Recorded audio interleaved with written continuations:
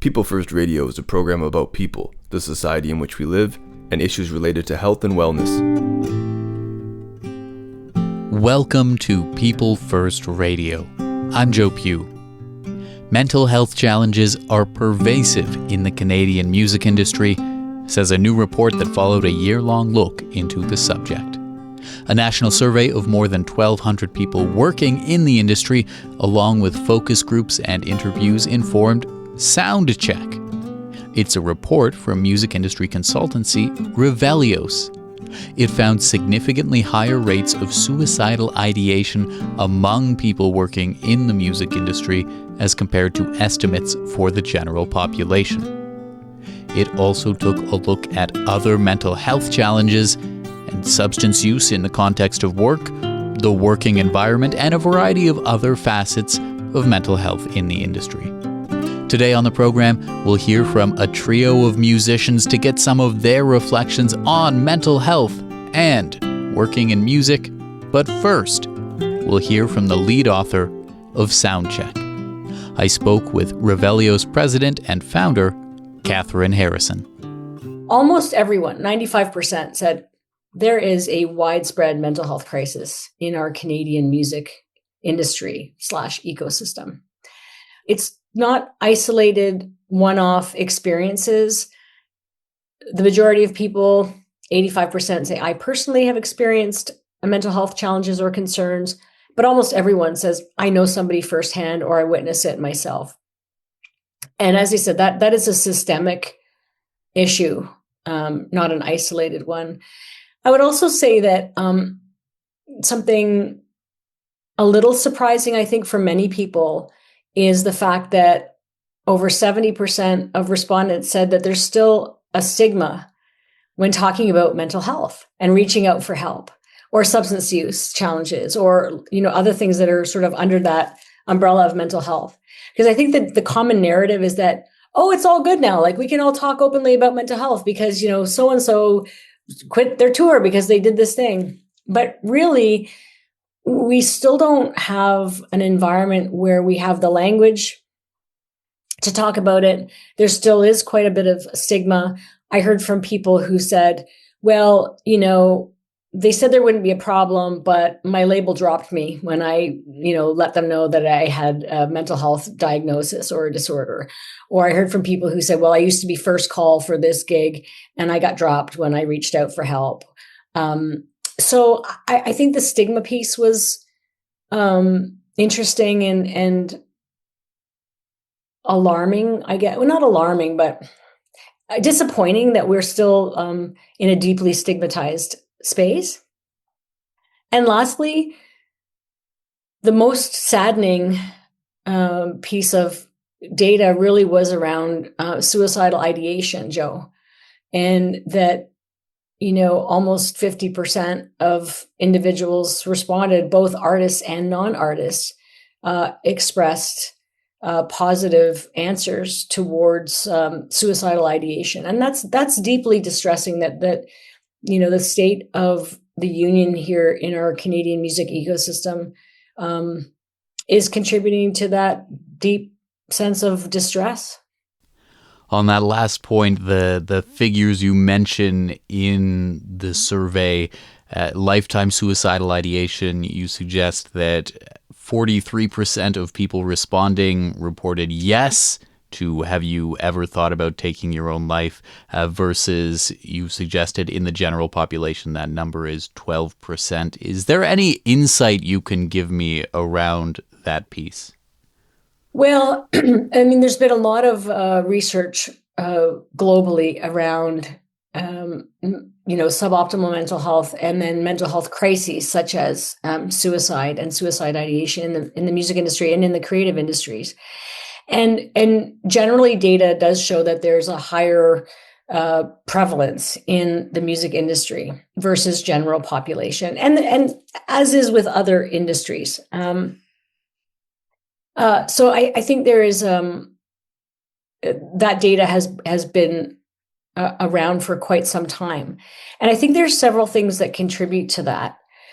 One is that the music business or how you actually make a living in the music industry, whether it be as a creator or as a freelancer or, working, there is still a level of financial precarity, a level of, dare I say, exploitation, a gap between the haves and the have-nots, and the system that makes all the money and the people who do the work. And financial precarity and financial stress has long been known to be a contributing factor to poor mental health. If you add on the current elements of our sociopolitical and socioeconomic and geopolitical realities, I think that's also contributing to it. Certainly here in Canada, we depend quite heavily in the music industry to being able to access the US markets. So you look at that whole situation, it's harder to actually tour in the US right now. The dollar is there. It makes it, more challenging to be able to actually tour and make any income. The other social isms that were also quite evident in the research, Joe, racism, sexism, bullying and harassment. As much as we like to think here in Canada that, we're Canadian, so, it's not as bad as other places, the research points to a different reality for many people. And when human beings experience those things, not in isolated ways, but over time, repeatedly, that can become deeply distressing. And that's another contributing factor. And then in the music industry too, one of the questions we asked, which some people found kind of interesting or weird, was, do you feel understood by family and friends when it comes to your work? And many people said no.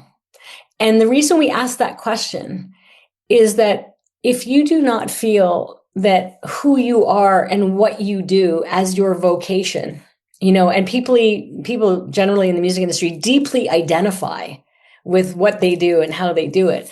And if you don't feel seen or understood or respected for your work, that in and of itself creates a lot of potential emotional or psychological or social discomfort, distress, feeling a sense of like, I'm not good enough. I'm not doing what I'm supposed to be doing. People say like, why don't you get a real job? Why don't you grow up? That's for teenagers and kids in their 20s. So all of those seemingly disparate things, come together to create more pressure on the system. And I think that some of those factors contribute to that. And like I said, around the stigma piece, we often really invest in downstream mental health solutions in our country, not just in the music industry, but in our healthcare system and in funding, which means we wait for things to get bad. And then we say, well, when things get really bad, we'll be there to support you. And I think we need to start investing in more upstream solutions, more mental health literacy, more education, more how do we promote and protect good mental health? How do we create systems and communities and workplaces that actually mitigate the worsening, to prevent those crises from happening? Reading through the work, I got the sense that a significant number or a significant proportion of the challenge is really related to what I'll call like the precarity of work. And I'm wondering if you can maybe explain how some of these systems that musicians who are working musicians are kind of caught up within could be playing into 86% of them saying that they've experienced mental health challenges. So, working in the music industry, as I mentioned, has traditionally not been the place you go to make a lot of money. Like that's really sort of, some people do. Certainly some businesses do. But I mean, that feeds into the whole myth of the starving artist and, the artists living in their vans and that kind of thing.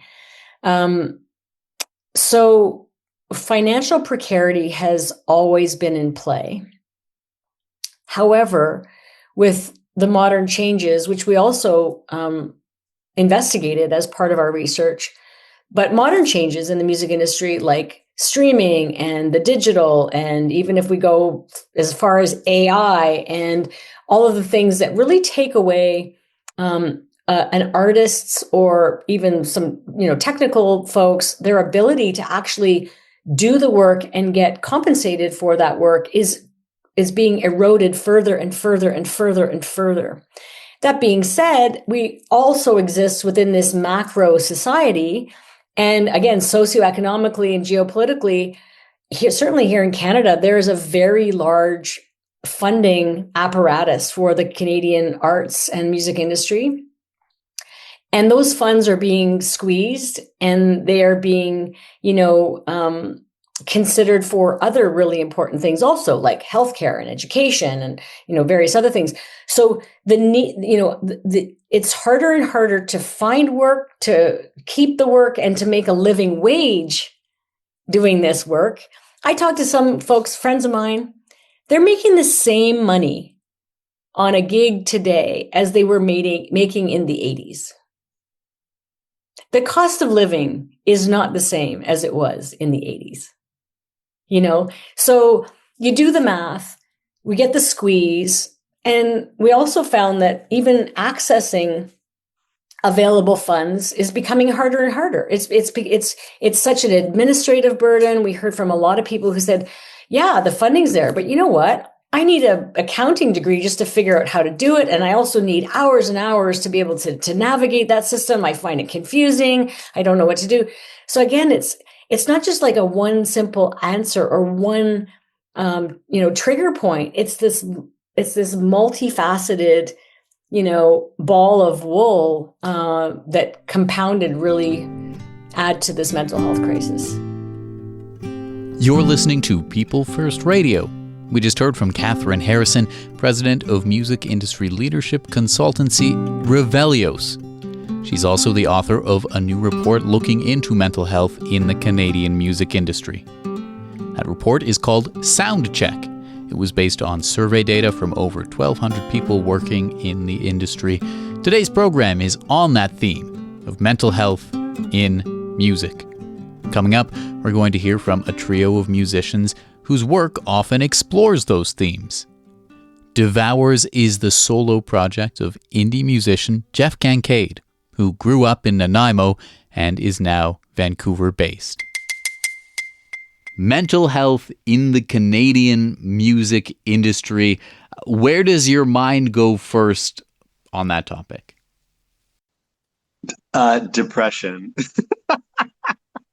Yeah, being an underground independent musician in Canada is not very easy, but it can also be lovely.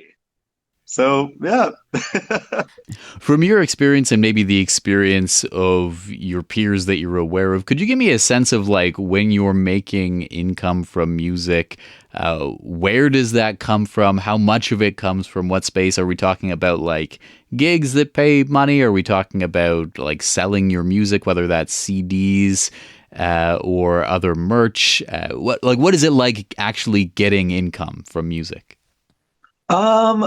That's a good question because, it depends who you speak with, right? Like there are some people in my life who are on labels, who have like music supervisors and licensing deals and stuff. And like that's a side of the industry that I haven't seen a lot of because I've barely ever worked with the industry.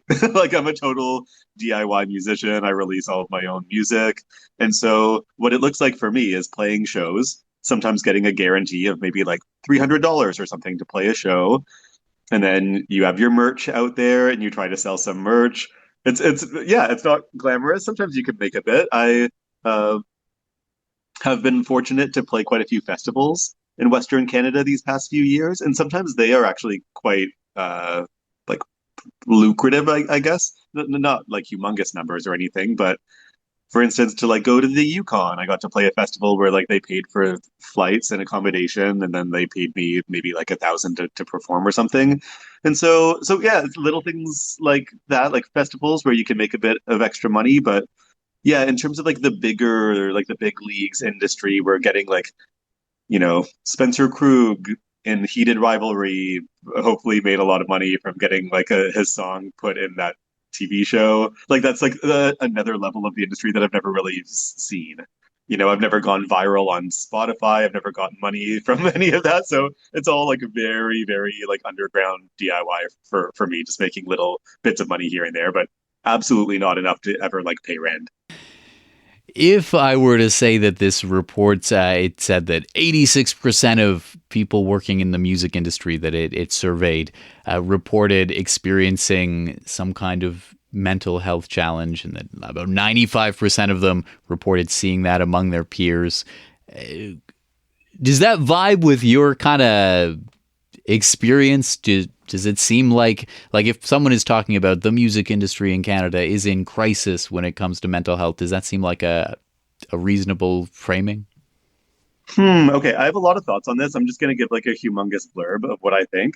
I think that myself included, but all artists, we're all kind of the same. We're all pretty similar. We're all emotional, sensitive people. It's just a personality type. Like that's what artists are like. We want recognition. We're very like in our feelings and in touch with our feelings, and we're very sensitive. We want to be loved. So that's like a common across the board. Like all artists and musicians are susceptible to like depression, anxiety, mental health. I've met thousands of musicians in my life so far, and well, almost everyone is like sort of along those same lines. And so, right off the bat, we're already susceptible to mental health stuff. Then we're put in an environment that is insanely stacked against us, right? Like we're in a world that doesn't really support underground art and music. Like we're even during COVID, we were shown to be like the least essential, quote unquote, people, right? And so like that's pretty depressing. Like it's hard to get by in Canada and anywhere as like as an artist and a musician. And then yeah, like basically we are commodifying ourselves, right? Like we're selling our music. We're a part of this product that we're putting out there. So we're constantly vulnerable. We're trying to be loved. We're like vying for the attention in this landscape where it's just like there's a million things out there, and it's very, very competitive. It's hard to get shows, especially in cities like Toronto, Montreal, Vancouver. It's just so competitive and superficial.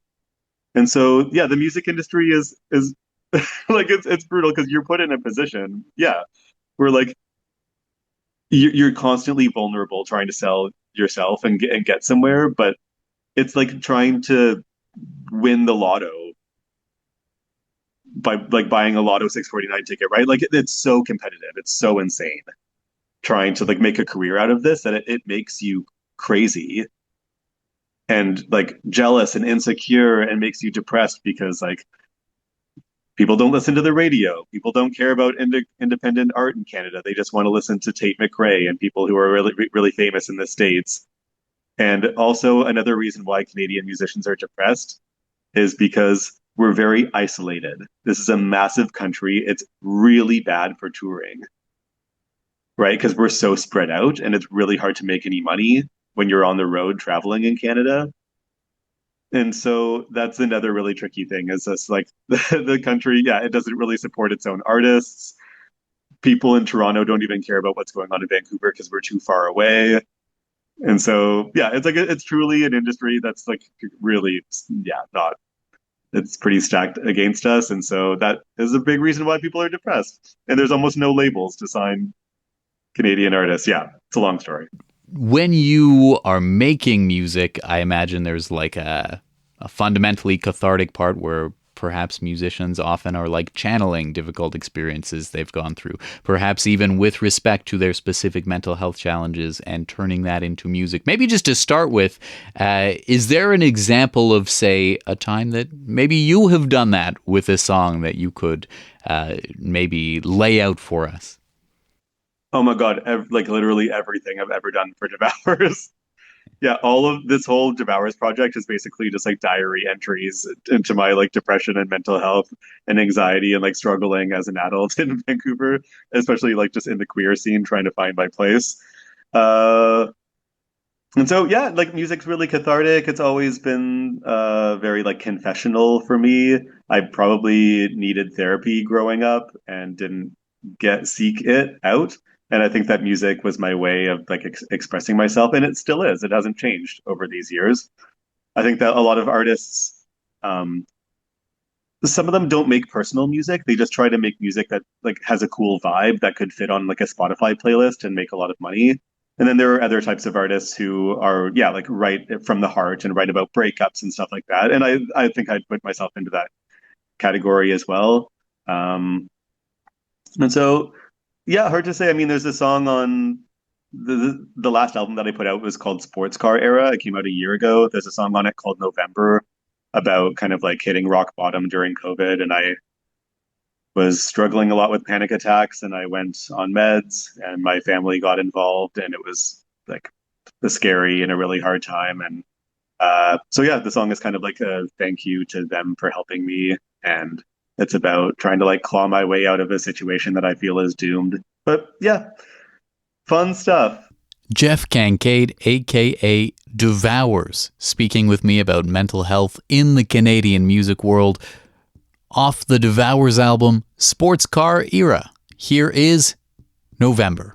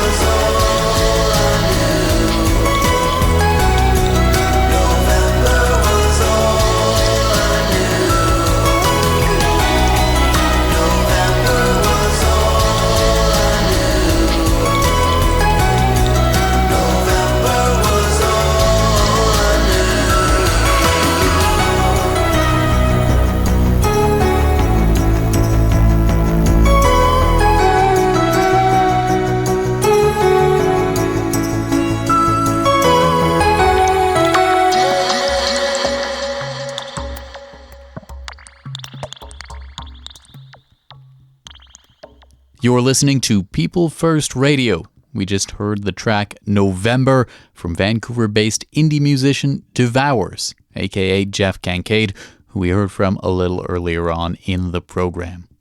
Today's show is all about mental health in the Canadian music industry. Coming up next, I had a visit from an artist who spent time in Toronto and LA and now lives on Gabriola Island.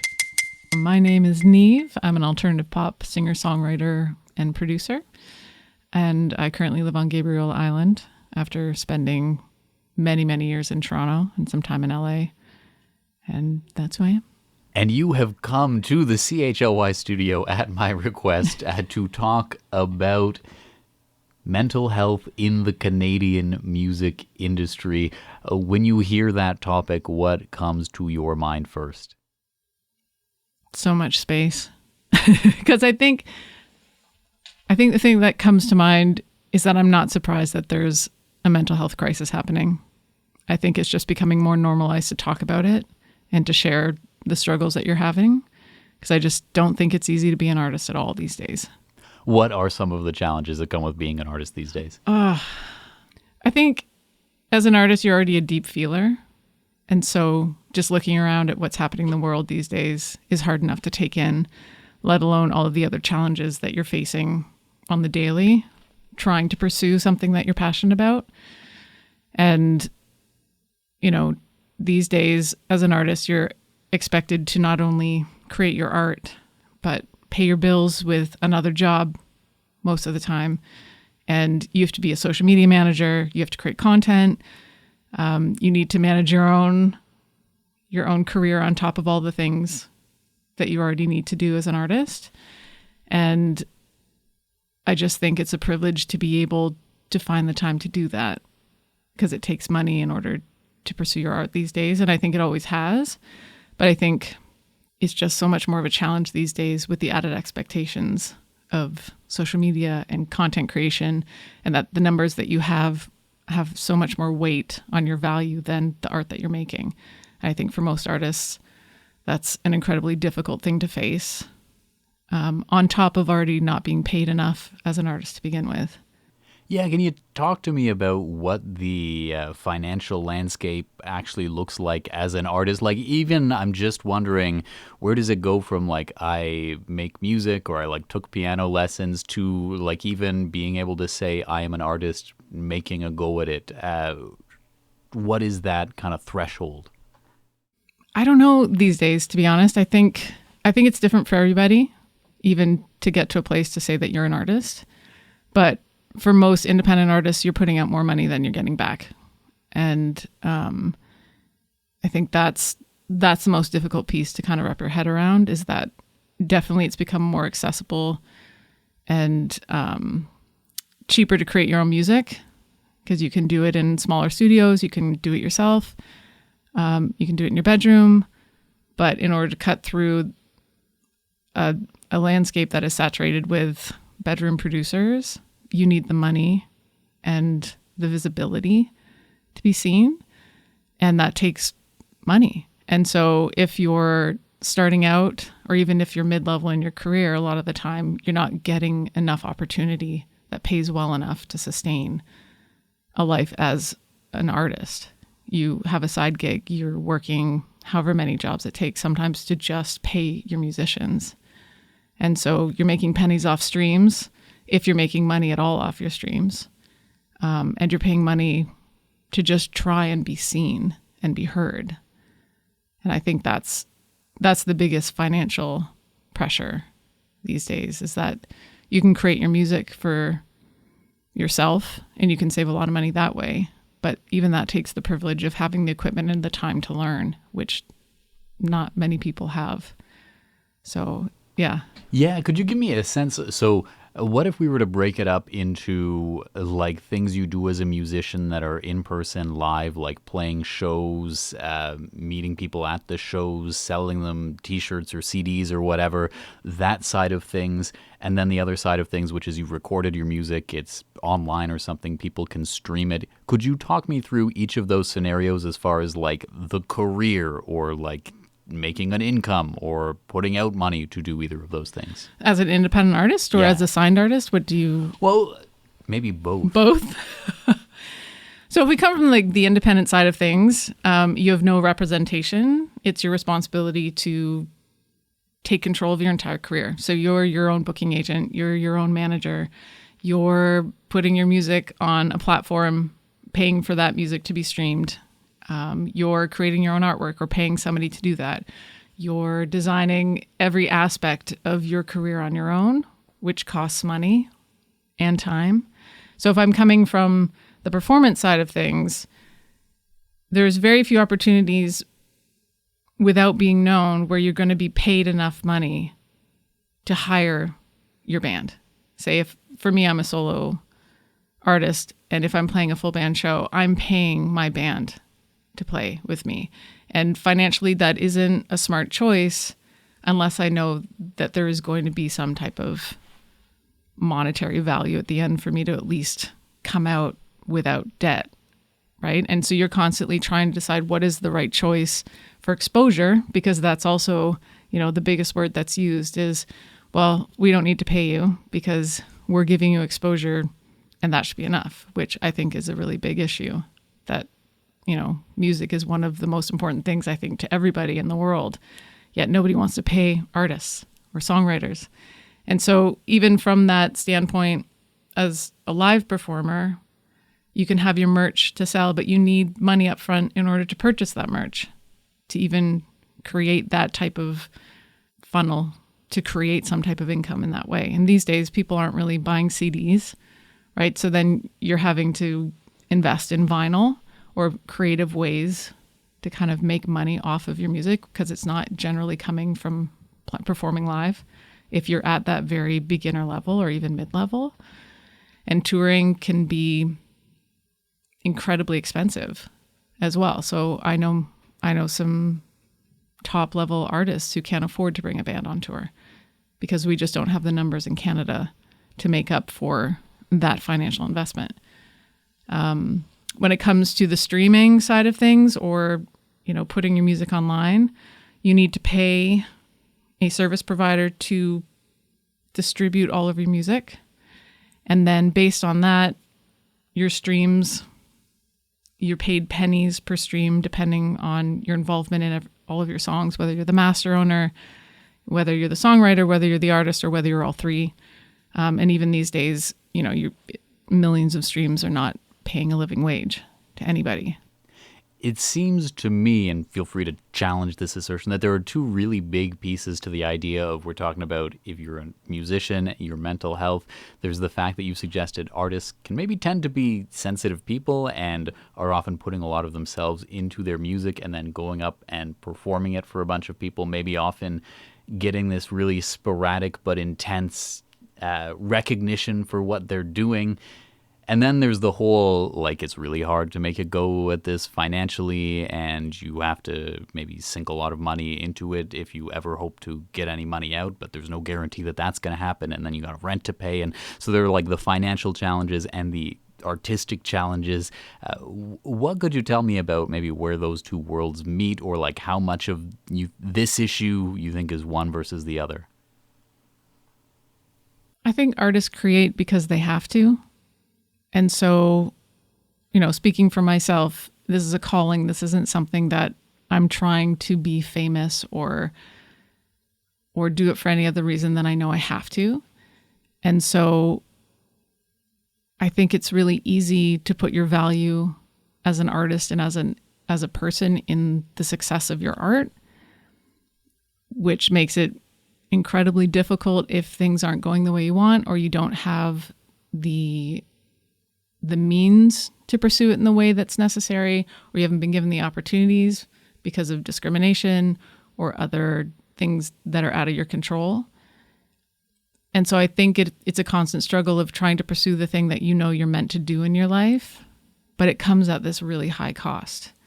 And trying to find some happy medium in terms of living some type of normal life that at least feeds your need to create, I think is incredibly difficult for most artists.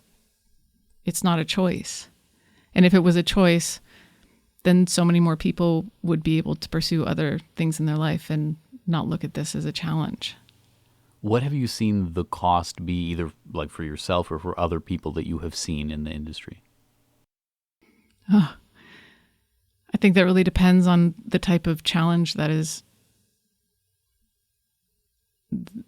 you're facing, right? Because I don't think it's as simple as your own pursuit of art and creating art and being seen. It can be so much deeper than that in this industry. Most people are freelancers. They're not protected in any way.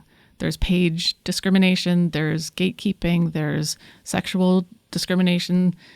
There's just so many entities inside of this system that isn't being held accountable or being controlled in some way that I think everybody is fighting with their own demons from their own experiences. And I don't think it's easy enough to say in one sentence kind of what those are. I've seen friends quit music. I've seen friends struggle with their mental health, with addiction, just trying to put a roof over their heads, support their families, be able to go on tour and somehow be able to bring their children. I don't think it's a simple one answer. I think everybody's struggling with really specific things. Are some of these issues things that ever you find like make their way into your music? 100%. I think that's what feeds artists. I don't tend to write a lot of happy songs. I tend to write about the things that I need to sort out in my own head. And a lot of the time, that is kind of my own mental health struggles, which I have just because that's who I am, not because I'm in music. It just also feeds, gets fed off kind of the challenges that I face in that way too, personally. So absolutely, I think that's where I sort out the things that I'm faced with and the challenges that I'm trying to get through. That's why music is so essential to me and to my life.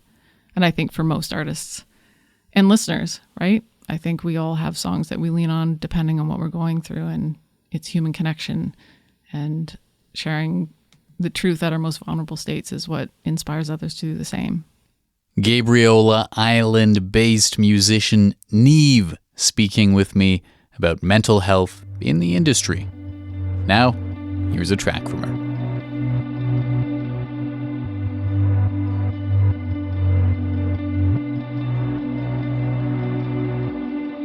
Holding on, but I'm losing my grip. Feet on the ground, but I'm starting to slip. Nobody sees the messages you leave me. Every time someone tells you I'm doing okay, okay doesn't mean I'm invincible. Okay means today I ain't miserable. Till there you are, pulling like a magnet, no control, 'cause I don't have the strength yet. Every time I almost catch my breath, you catch me again. They say it's easy, you're not a fly in the Vaseline. Just let go, you'll see just how happy you could be. They say it's easy, but I'm a fly in the Vaseline. If I could, well, trust me, I know how happy I would be.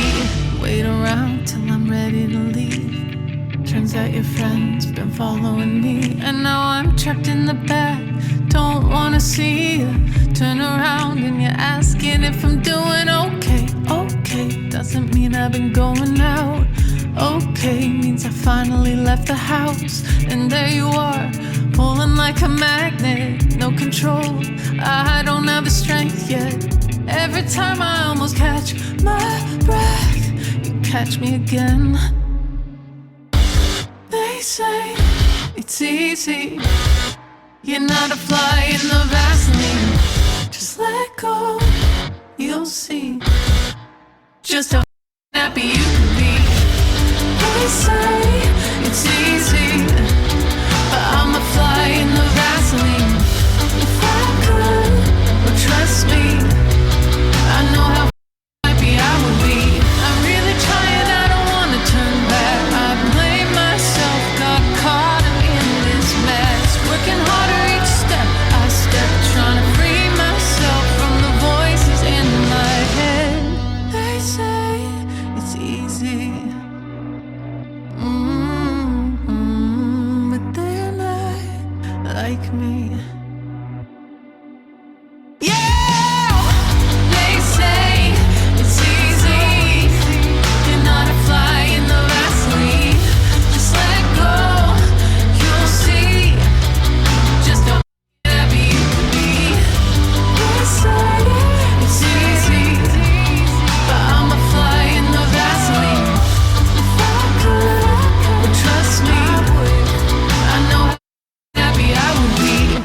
You're listening to People First Radio. I'm Joe Pugh.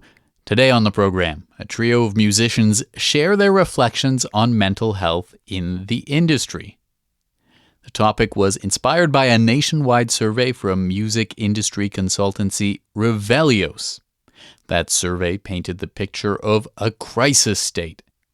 I asked indie musician Sam Tudor if he'd be open to sharing some of his reflections on music and mental health. Well, I know that a lot of musicians deal with depression and anxiety. A lot of musicians struggle with... a lot of musicians that I know have been diagnosed with ADHD. And I think that's kind of interesting because so much of being a musician, there's the part that's being an artist, but then so much of it is trying to navigate booking shows, having enough money to pay your rent, and all these things. And I think some of the things that make it that make you a beautiful artist also get in the way of looking after yourself sometimes. So yeah, I do think speak broadly, like almost every artist I know, every musician I know struggles with their mental health in some way. And often the music that they create is a way to process that and a way to deal with that.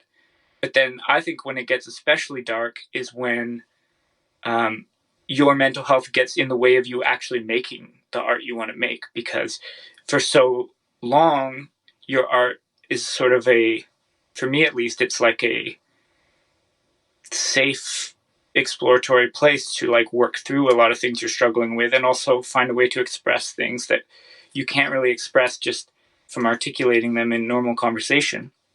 But then another layer of that is when your mental health becomes so debilitating that you can't even do that. You can't even work. You can't even get yourself to finish an album or finish a track or something for various reasons. And I think that's when it's especially hard for people too, like artists who struggle to make work in their depression, because the work is the thing that is actually often so cathartic. So I think that's a side of depression and anxiety that's not talked about as much in the arts, because there's this idea that the art that comes out is maybe sort of an expression of the hardship, but sometimes the worst part is the art that doesn't come out because they couldn't even get to that place. Is that something that you have gone through, that you'd be willing to speak to, that idea of, like, broadly speaking, the idea of like broaching mental health challenges in the music that you make itself, and then that other layer you talked about of like getting to this place where that becomes something that feels like it's really hard to do, or just making any kind of music at all feels like it's something that's especially hard to do because of what you're going through? Yeah. I definitely write, up until now, most of my music has been kind of working through my own personal like struggles. I'd like to start writing a bit more like broadly about other things, but a lot of my albums have been kind of like processing things that I'm struggling with personally. But I feel like I have, as part of my anxiety, I have a lot of sort of obsessive compulsive tendencies, and struggle with different versions of that. And one version of that is like feeling like it's impossible to even finish something, and feeling so frustrated because I have these things that I want to say and like get off my chest, and just doing it all myself, like no label or manager. So you're only accountable to yourself. And when you're struggling with your mental health, that part can be really tricky because it's hard to maintain accountability to yourself. So that adds like another layer. It's not just like, oh, I'm struggling with my mental health and I'm having a hard time in life, let me put it in song. It's like, I'm struggling with my mental health and I can't even like do the thing that I'd like to do. Does that answer the question? Is there maybe an example that you feel really represents like when you've been able to channel some of this stuff into a song that you've written and you feel really good about how it turned out? Yeah, I think I have this song called Change My Shape, which I feel like is often read as like a romantic song, because the chorus is like, why can't I change my shape for you? And I guess it could be read as like sort of like a post-breakup sadness that you can't get over someone. But when I wrote that song, I think it was actually about struggling with depression and feeling like in so many ways in life I'm a pretty slippery fellow. I feel like I can like move around a lot and get along with all sorts of different people and be very adaptive, and feeling frustrated that like this thing was weighing me down, and it was the one thing that I couldn't sort of slip out from and get away from. Like, so yeah, that's the song Change My Shape. And that's pretty, to me at least, pretty directly about not being able to shake depression and such. You're a bona fide reason to mark my face, paint my fingers. It's a permanent season, a sublet room where time gets frozen. Why can't I change my shape to roll your weight off my shoulders? Why can't I change my shape for you? I always change my shape. That's my skill. That's my power. Why can't I change my shape for you?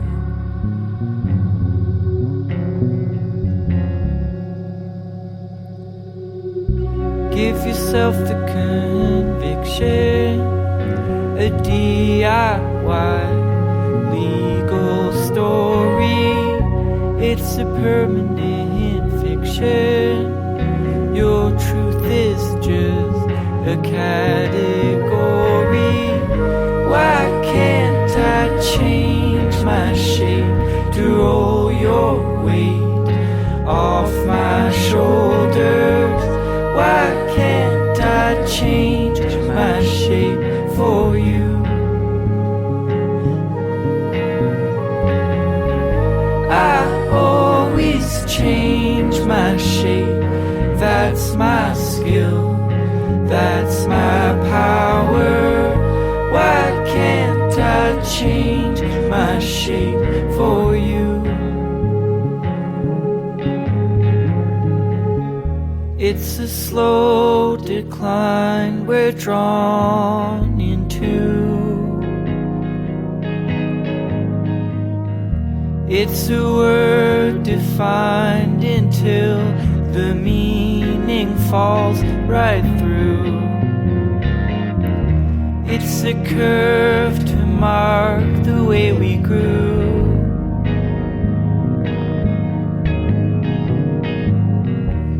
You see the end of how we used to be, and I can see it too.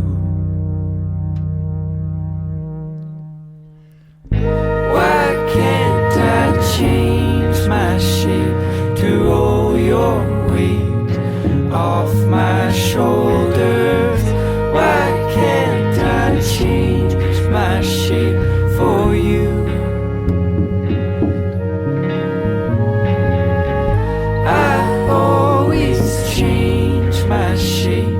That's my skill, that's my power.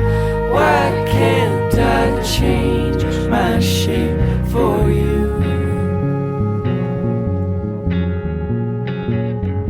Why can't I change my shape for you? Why Can't I Change My Shape from Sam Tudor. Now let's get you back to my conversation on mental health with the BC-based indie musician.